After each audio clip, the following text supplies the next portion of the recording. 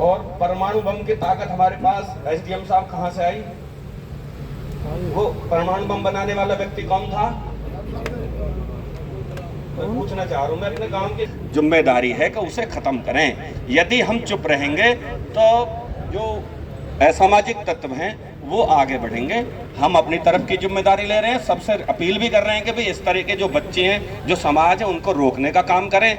अगर उनके घर जाना पड़े, उनके पैर पकड़ने, पैर समझाएं, नहीं तो समाज में एक आंदोलन चला करके भी ये गलत काम कर रहे हैं, तब ये काम हो सकता है। बहुत बढ़िया जी, बहुत बढ़िया। ऐसा नहीं है, ऐसी थोड़ी घटना आती तो अनएक्सीडेंटल है।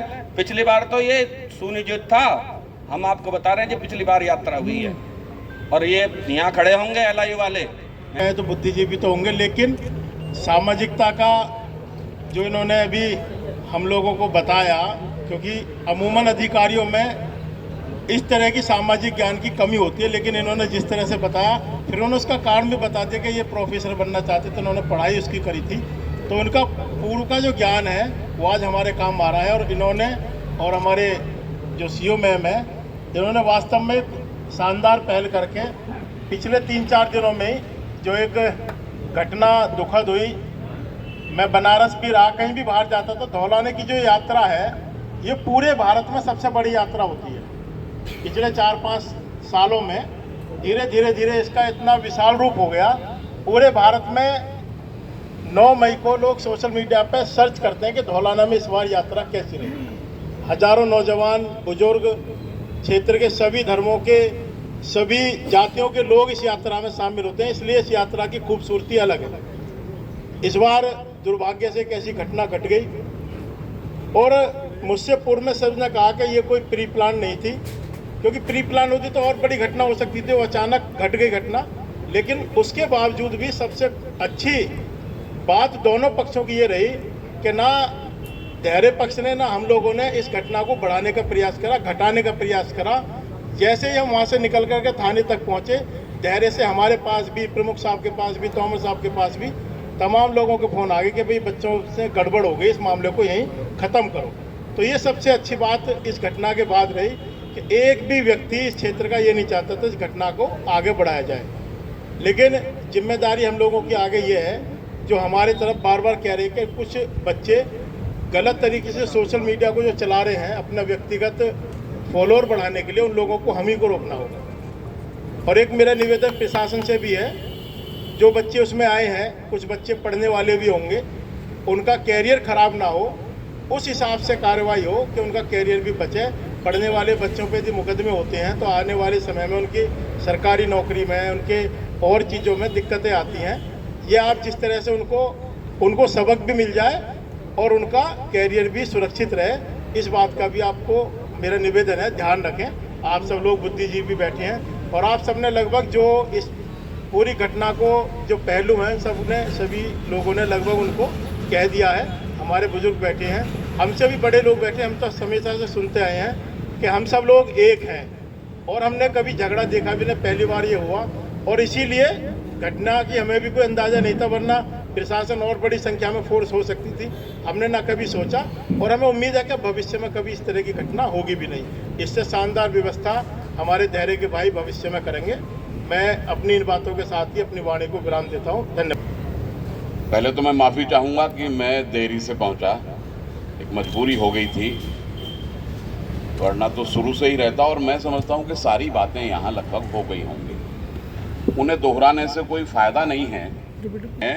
तो ऐसा लग रहा है कि एक खेमा उधर बैठा है, एक खेमा उधर बैठा है, हमें मिलजुल कर सबको बैठे फिर बहुत अच्छी बात।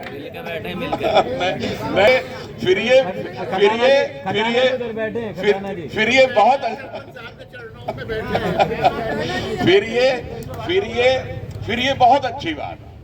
लेकिन मैंने जो अपने मन में एक विचार मेरे में आया, तो मैंने वो कहा, और सारी परंपराएं क्षेत्र की, सब लोग, हारून भाई बैठे हैं, अखिल भाई बैठे हैं, वासिफ भाई बैठे हैं, इधर तमाम सारी बातें मैं सुन रहा था, सुबोध जी ने कह दी और लोगों ने भी कही होंगी। लेकिन जो परंपरा हमारी रही है, मैंने उस दिन भी मीटिंग में ये बात कही थी कि साठे में तो मैंने अब तक देखी है, 10 साल पहले तक के साठे में दहरे की ही पगड़ी बनती थी। कोई मौत हो जाती थी तो दहरे से पगड़ी आती थी, और दहरे की पगड़ी पूरे साठे में बनती थी। और जब नहीं होती थी तो फिर नंसाल की बनती थी। हम तोमरों में भी कलछीने की पगड़ी बनती थी, मेरे होश में बनती थी। ये हम लोगों की संस्कृति रही है और इस सामाजिक विरासत को बचाने की जिम्मेदारी सभी प्रबुद्ध लोगों की है, सबकी है। मैं बहुत ज़्यादा नहीं कहूँगा।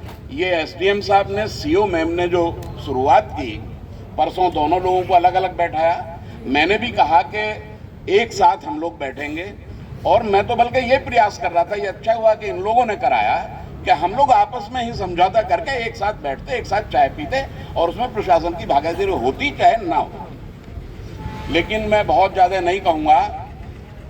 एक सुझाव मैं दूंगा, शायद ये सुझाव भी आया हो किसी का, और सुझाव मेरा ये है कि दोनों पक्षों के जो बच्चे हैं जिनको आप दोषी मानते हैं, दोनों पक्षों के, ये मेरा सुझाव है, इस पूरे प्रकरण को समाप्त किया जाए, किसी के भी ऊपर कोई मुकदमा ना।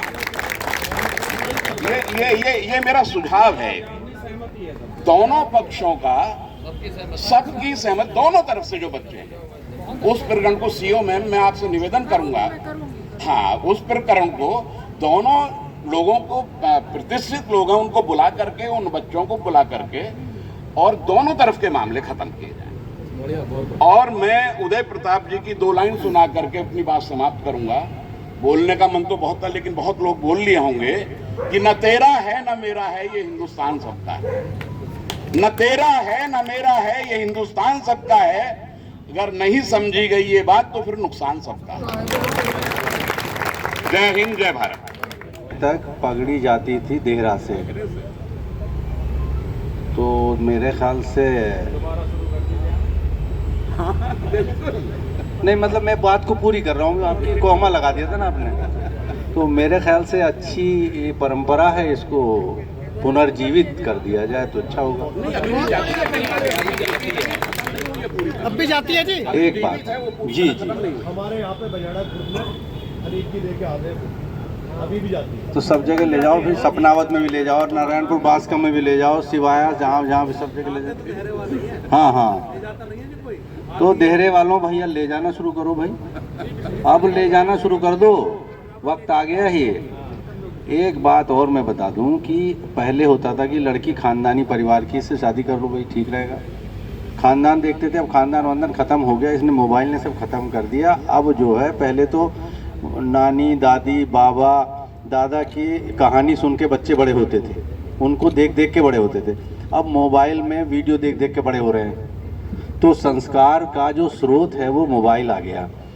जैसे कहा था आपने, तोमर साहब ने कहा था, तो अब सवाल ये है कि बड़ा चैलेंज इस बात का है कि ये नहीं पता कि सुबोध जी बहुत समझदार है, इनका बच्चा समझदार ही निकलेगा, तो पता नहीं भाई वीडियो देख रहा हो, रजाई में घुस के देखें अंदर, तो ये बहुत बड़ा चैलेंज है।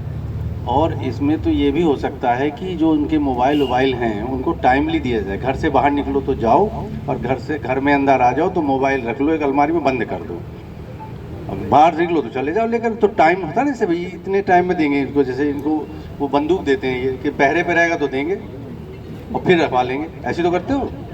मतलब मैंने एक सुझाव मेरा इस तरह का हो सकता है। खैर, तो तीसरी बात, लड़ाई तो हो रही है वहाँ, और प्रशासन, पुलिस प्रशासन, तहसील प्रशासन, सभी का मैं हार्दिक धन्यवाद करता हूँ। सर, मैं एक बात बताना चाहता हूँ कि एक मेरा सुझाव है, ज़बरदस्ती नहीं है, क्योंकि हमारे लोग बैठे हुए हैं बराबर के, कि जो मूर्ति रखी है मेरे गांव में, मैं देहरा से ही हूँ, और मैं आपसे बता दूँ जी, अबूजर चौधरी देहरा से हूँ मैं, लेकिन मैं मसूरी रहता हूँ। मैं आपको सबको अवगत करा दूँ, केवल आप कोई ठेस दिल पे ना लें, बोले ना कोई भी, सुझाव है मेरा। देखो भी कोई बोलेगा नहीं, सुझाव है, मैं सुझाव दे रहा हूँ, दबाव नहीं है कोई भी, कि जो मूर्ति है हमारी, जो स्टैचू रखा हुआ है मेरे गांव पर, मैं उसको चाहता हूँ, आप एसडीएम साहब बैठे हुए हैं, उसको कहीं अच्छी जगह पर, मतलब मेरे ही गांव में, वहाँ भीड़ की जगह है, प्रोग्राम एक मिनट लड़ाई में किसी वक्त भी हम लोगों को फायदा नहीं है। जो अभी हमारे एसडीएम साहब ने बताया, सभी सम्मानित साथियों ने बताया, आप लोग किसी भी गांव का इतिहास उठा के देख लो, जहां भी लड़ाई हुई है, जहां लोगों में आपसी लड़ाई है, वहां कोई गांव आबाद नहीं है, हर गांव बर्बाद है। किसी गांव को देख लो, अभी एसडीएम साहब ने बताया देश के बारे में, पाकिस्तान, बांग्लादेश और बहुत सारे देश ऐसे हैं जहां भी लड़ाइयां हुई हैं, वहां की तरक्की जो है हमेशा रुकी है। तो इसीलिए हम सब लोग ये यहाँ से संकल्प लें कि हम लड़ाई वाली किसी बात पर भी विश्वास नहीं करेंगे। एक थोड़ी सी हमें इसमें ये चेंजिंग लानी है। जिस घर के बच्चे झगड़ा करके आते हैं और उसके माँ बाप उन बच्चों पर विश्वास करते हैं कि हमारा बच्चा सही है, हमें किसी बच्चे पर विश्वास नहीं करना है।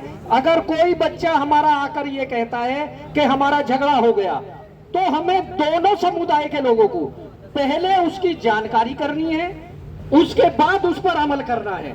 ऐसा नहीं है कि एकदम किसी ने कहा और हम हुड़दंग में आगे के चलो भग लो, दौड़ लो और झगड़ा कर लो। इस पे भी हमें बैन लगाना है। हम दोनों समुदाय के लोग बैठे हैं यहाँ पे, हम डेली आपस में बातें करते हैं। कोई ऐसा व्यक्ति नहीं है यहाँ जो दिन में 1-2 बार आपस में बात ना होती हो।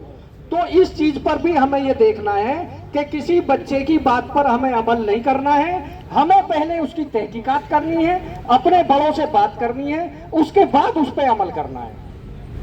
एक दूसरी बात, जो शोभा यात्रा की अभी बातें चल रही थी, अभी सुबोध भाई ने बताया कि उसको खत्म करना है। हमें किसी ऐसे आदमी को नहीं बुलाना बाहर के जिससे हमारे यहाँ का अमन चैन खत्म हो। इस पे आप लोगों को विशेष ध्यान रखना है। हमारा त्योहार है, हमारी शोभा यात्रा है, हम सब मिलकर उसको करें। इसी के साथ साथ मैं अपनी बात समाप्त करता हूँ। बहुत बहुत ये राणा परिवार से नहीं है, यहाँ का जनता है और ये यहाँ रह गए थे। इनके बाप दादा पाकिस्तान चले गए तो ये यहाँ सब रह गए। इनकी जो सुझाव था, मैं माफ़ी चाहता हूँ, ये हमारे राणा परिवार से। अगर ये राणा परिवार से होता तो इसका सुझाव ये ना रखता, मैंने इसलिए इससे माइक छीना। और दूसरे, मैं अब से पहले शिकायत कर रहा था, कप्तान लटूर सिंह को याद कर रहा था, उदयवीर सिंह कलेक्टर को याद कर रहा था, मेरे ये भाई नहीं दिखाई दे रहे थे। और प्रकाश जीतना चाहिए, महमूद जीतना चाहिए, ये हो रहा था। प्रेम सुंदर नारायण ने खड़े होकर कहा, कलेक्टर साहब हम मरें या जीवें, तुमने गोली मार दूंगा, नहीं आउट कर। उन्होंने इस्तीफा रखा और मेज पकड़ के आउट कर दिया। आवाज़ लगनी शुरू होगी, हार गया रे श्रद्धा का मजनू, हार गया रे। तो मुँह से हम लोग रोका गया। हालांकि यहाँ भी हमारे मन किसी ने कोई आवाज़ नहीं लगाई। ये सारा नज़ारा मेरे सामने गुजरा है। मैं माफ़ी चाहता हूँ अपने इन तोमरो भाइयों से, जिनसे मैं निंदा कर रहा था कि वो आज नहीं दिखाई दे रहे हैं। देर से आए दुरुस्त आए। जय हिंद, जय भारत।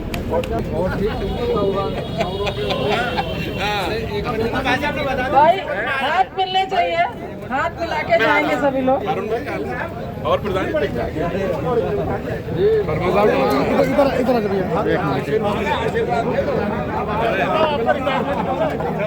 बड़ा जलसा करेंगे।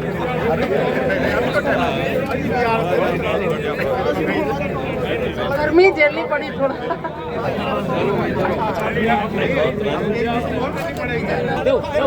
लाओ बनाएंगे, थोड़ा गैप बनवाओ इधर का चारा ठीक है।